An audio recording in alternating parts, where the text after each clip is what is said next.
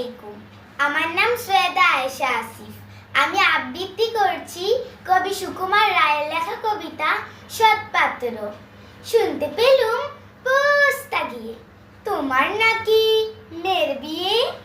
গঙ্গা রামকে পাত্র পেলে, জানতে চাও সে কেমন ছেলে। মন্দ নয় সে পাত্র ভালো, রং যদিও বেজায় কালো। তার উপরে মুখের গঠন অনেকটা ঠিক পেঁচার মতন। বিদ্যে বুদ্ধি বলছি মশাই, ধন্যি ছেলের অধ্যাবসায়। 19টি বার ম্যাট্রিক এসে ঘায়েল হয়ে থামলো শেষে।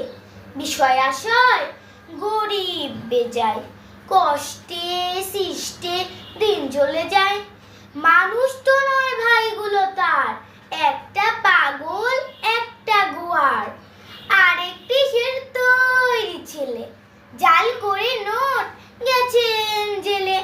কনিষ্ঠটি তবলা বাজায়, যাত্রা দলে 5 টাকা পায়।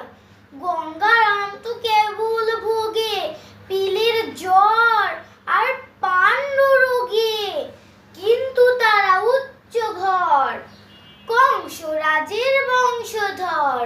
শ্যামলাহিরি বনগ্রামে কি